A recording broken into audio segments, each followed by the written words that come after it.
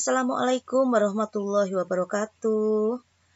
Anak-anak yang hebat, berjumpa lagi dengan Bu Guru dalam pembelajaran daring kita.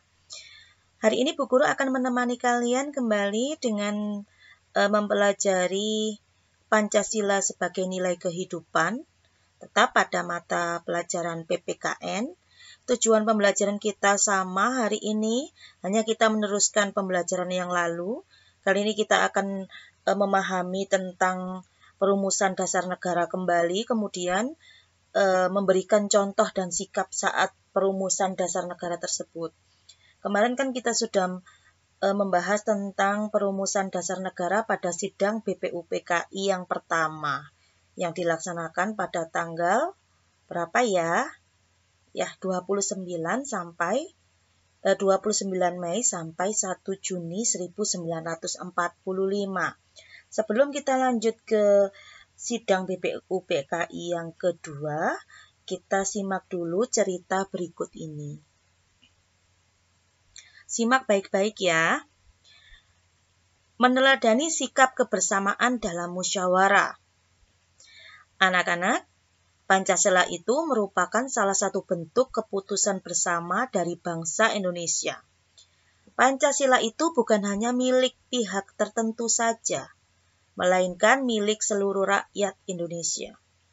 Pancasila bukan merupakan suatu bentuk keputusan yang mengutamakan kepentingan pribadi atau suatu golongan saja, akan tetapi mengutamakan kepentingan bersama, yaitu kepentingan bangsa dan negara. Ujar Pak Arief. Kalau begitu, proses perumusan Pancasila sebagai dasar negara Republik Indonesia diliputi dengan suasana kebersamaan ya Pak? Raffi berkata. Pak Arief menjawab, tepat sekali. Dalam proses perumusan Pancasila, para pendiri negara yang tergabung dalam Panitia Persiapan Kemerdekaan Indonesia berjuang bersama-sama untuk menghasilkan suatu rumusan negara yang paling baik dan menunjukkan kepribadian bangsa Indonesia. Bagaimana bentuk kebersamaan yang ditampilkan para pendiri negara ketika merumuskan Pancasila, Pak? Putri bertanya. Bagaimana sikap yang ditampilkan para bapak bangsa atau founding father ketika dalam merumuskan Pancasila? Sahut Yuni bertanya. Pak Arief merasa kagum dari pertanyaan-pertanyaan yang dilontarkan oleh siswa-siswinya. Pertanyaan tersebut segera dijawab oleh Pak Arief secara jelas dan lengkap. Inti dari penjelasan yang disampaikan oleh Pak Arief sebagai berikut. Yang pertama, perubahan Piagam Jakarta sebagai bentuk kebersamaan dalam proses perumusan Pancasila. Piagam Jakarta merupakan hasil keputusan bersama para tokoh dalam Panitia 9 yang dipimpin oleh Insinyur Soekarno pada tanggal 22 Juni 1945. Pada Piagam Jakarta, terutama pada alinea keempat, tercantum rumusan dasar negara yang telah disusun secara bersama. Dengan demikian, rumusan dasar negara Republik Indonesia bukan diambil dari pendapat yang dikemukakan oleh Mr. Muhammad Yamin, Mr. Supomo, atau Insinyur Soekarno. Akan tetapi, musyawarah hasil para tokoh bangsa yang tergabung dalam Panitia 9 itu adalah rumusan dasar negara yang asli. Bukan mengambil salah satu dari ketiga penggagas ya. Pendapat yang dikemukakan oleh Mr. Muhammad Yamin, Mr. Supomo, atau Insinyur Soekarno hanyalah sebuah gagasan yang harus dirumuskan kembali untuk menjadi sebuah keputusan. Pada akhirnya ketiga tokoh tersebut sepakat dengan rumusan dasar negara yang tercantum dalam Piagam Jakarta alinea keempat menyatakan. Kemudian daripada itu, untuk membentuk suatu pemerintah negara Indonesia merdeka yang melindungi segenap bangsa Indonesia dan seluruh tumpah darah Indonesia, dan untuk memajukan kesejahteraan umum, mencerdaskan kehidupan bangsa, dan ikut melaksanakan ketertiban dunia yang berdasarkan kemerdekaan, perdamaian abadi, dan keadilan sosial. Maka disusunlah kemerdekaan kebangsaan Indonesia itu dalam suatu hukum dasar negara Indonesia yang terbentuk dalam suatu susunan negara Republik Indonesia yang berkedaulatan rakyat dengan berdasar kepada ketuhanan dengan kewajiban menjalankan syariat Islam bagi pemeluk-pemeluknya menurut dasar kemanusiaan yang adil dan beradab. Persatuan Indonesia dan kerakyatan yang dipimpin oleh hikmat kebijaksanaan dalam permusyawaratan perwakilan serta mewujudkan suatu keadilan sosial bagi seluruh rakyat Indonesia. Ini adalah Piagam Jakarta alinea keempat.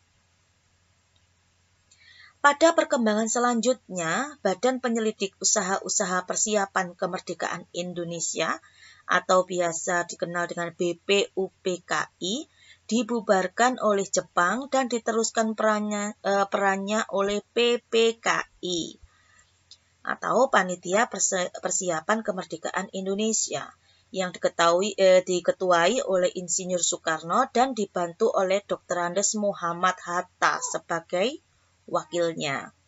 Sehari setelah Indonesia merdeka pada tanggal 18 Agustus 1945, merdekanya kan tanggal 17 Agustus ya, PPKI menyelenggarakan sidang untuk pertama kalinya. Dalam sidang tersebut, PPKI akan menjadikan Piagam Jakarta sebagai bahan untuk menyusun pembukaan Undang-Undang Dasar 1945. Akan tetapi, pada sebelum rencana tersebut disahkan, para peserta sidang mendengar informasi dari utusan bala tentara Jepang bahwa sebagian daerah di kawasan Indonesia bagian timur yang tidak beragama Islam akan memisahkan diri kalau Piagam Jakarta disahkan sebagai pembukaan Undang-Undang Dasar 1945.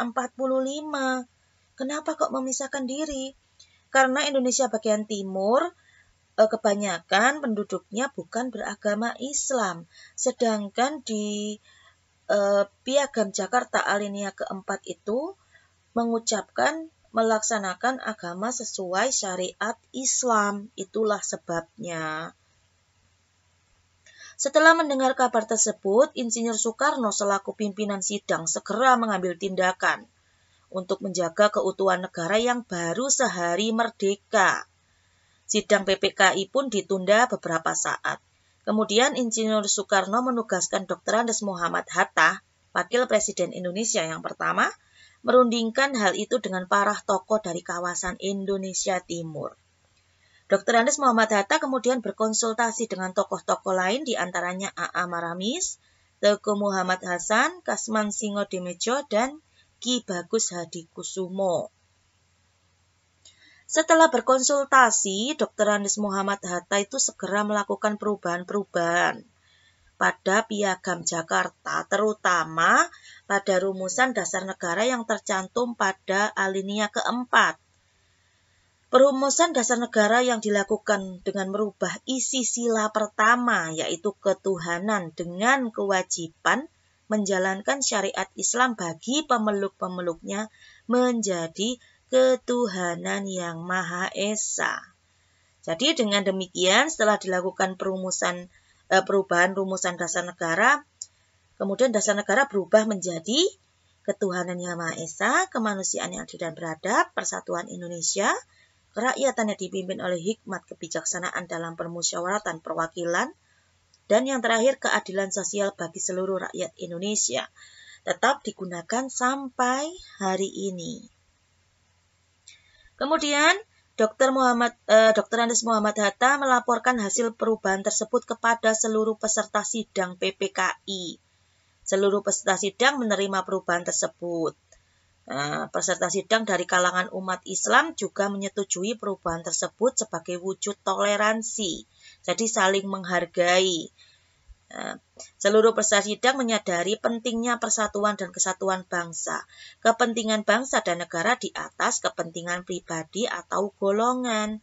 Jadi, akhirnya Insinyur Soekarno selaku pimpinan sidang segera menetapkan perubahan Piagam Jakarta yang dilakukan oleh Dr. Andes Muhammad Hatta sebagai suatu keputusan. Dengan demikian, mulai tanggal 18 Agustus 1945, kita sudah memberlakukan Undang-Undang Dasar 1945 yang ada di dalam bagian pembukaannya tercantum rumusan dasar negara. Nah, ini berarti secara langsung Pancasila berlaku mulai dari saat itu sampai sekarang. Sikap yang kedua yang dilakukan oleh para bapak bangsa atau the founding father dalam merumuskan Pancasila yaitu Piagam Jakarta yang disusun oleh tokoh-tokoh terbaik bangsa Indonesia yang merupakan seorang negarawan yang selalu menampilkan sikap dan perilaku yang terpuji. Jadi saat menyusun perumusan Pancasila itu ada beberapa sikap yang ditampilkan oleh para tokoh. Di antaranya yang pertama menghargai perbedaan pendapat. Jadi tidak eyel-eyelan. Pada saat musyawarah itu banyak sekali tokoh yang mengemukakan gagasan. Di antaranya Muhammad Yamin, Supomo, dan Soekarno. Mereka itu masing-masing mengemukakan gagasan yang cemerlang. Akan tetapi, meskipun pendapat tersebut tidak semuanya dapat dijadikan keputusan, kondisi itu tidak membuat para tokoh berlomba-lomba mempengaruhi peserta yang lain. Mereka justru itu mendorong tokoh yang lain mengemukakan gagasan yang lebih baik lagi. Jadi sikap yang ditampilkan para tokoh itu menunjukkan bahwa mereka menghargai perbedaan pendapat. Mereka menganggap perbedaan pendapat sebagai keuntungan, kemudian mencari titik persamaan dari perbedaan pendapat tersebut untuk kepentingan bangsa. Yang kedua, sikapnya yaitu mengutamakan kepentingan bangsa dan negara. Para tokoh yang ikut merumuskan Pancasila tidak hanya berasal dari satu golongan saja, tetapi dari berbagai golongan, berbagai agama, berbagai suku bangsa. Akan tetapi mereka ikut serta dalam proses perumusan Pancasila demi perjuangan kepentingan bangsa dan negara. Mereka itu mengesampingkan kepentingan golongan. Jadi bisa kita lihat para anggota PPKI itu dari kalangan umat Islam ya menerima perubahan isi sila pertama. Mereka tidak ngotot. Jadi silanya berubah itu tidak ngotot, akan tetapi sadar bahwa kepentingan bangsa yang harus diutamakan. Sikap yang ketiga yaitu menerima hasil keputusan. Perubahan pada Piagam Jakarta itu merupakan keputusan bersama. Jadi, seluruh anggotanya itu sepakat untuk menerima hasil keputusan. Karena keputusan itu sudah dipertimbangkan secara matang, bukan keputusan perorangan, melainkan keputusan oleh seluruh anggota sidang. Jadi, keputusan itu secara ikhlas harus dapat dipertanggungjawabkan. Sikap yang keempat mengutamakan persatuan dan kesatuan. Saat proses mufakat dalam sidang BPUPKI, semua anggotanya diberi kesempatan memberikan gagasan ya. Hanya 3 orang yang memberikan gagasan. Itu kemudian meskipun gagasannya tidak dipakai ya, tapi diolah lagi, itu mereka itu tidak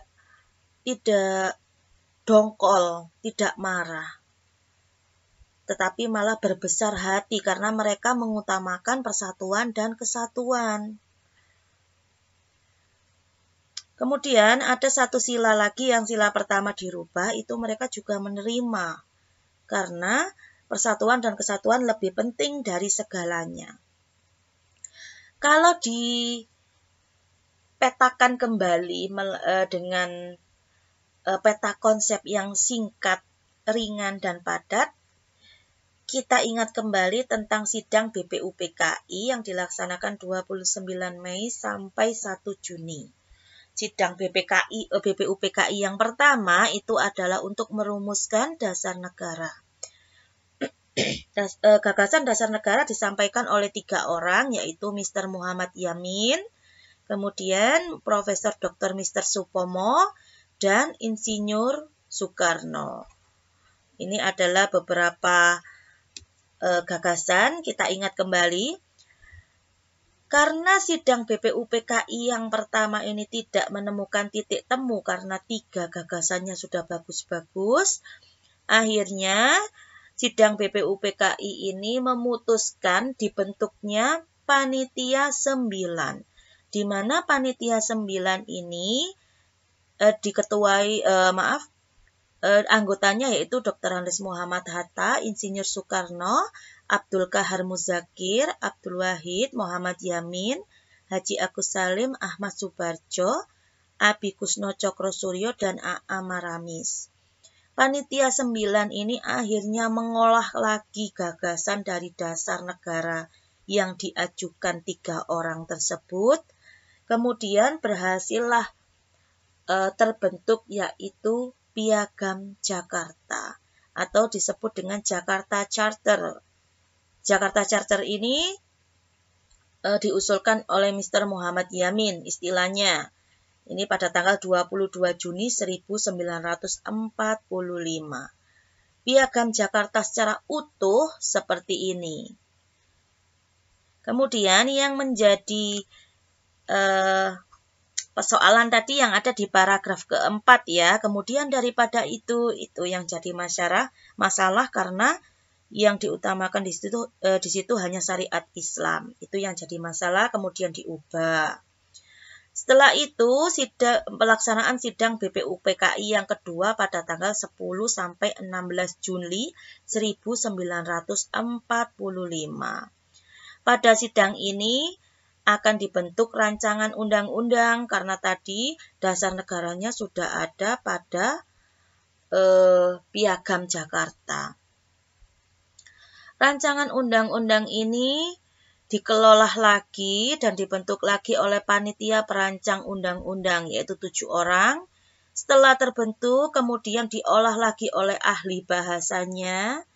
Setelah itu setelah semuanya siap, baru BPUPKI ini dibubarkan oleh Jepang dan dibentuklah Panitia Persiapan Kemerdekaan Indonesia atau PPKI. Perlu diketahui bahwa BPUPKI dibubarkan pada tanggal 7 Agustus 1945. Itu adalah sedikit peta konsep yang ringan tentang proses perumusan dasar negara mulai dari sidang BPUPKI pertama, kedua, dan jadilah PPKI. Baik anak-anak, itu merupakan penjelasan singkat dari Bu Guru. Kita selesai sampai PPKI, kita lanjutkan pada pertemuan yang akan datang. Silakan peta konsepnya ditulis kembali di buku tulis supaya kalian tidak lupa, karena peta konsep merupakan rangkuman yang paling mudah untuk bisa menjelaskan kembali tentang apa yang kalian tangkap hari ini. Silakan ditulis kembali, jangan lupa dikerjakan soalnya dari Bapak Ibu Guru ya. Selamat belajar, selamat mengerjakan. Assalamualaikum warahmatullahi wabarakatuh.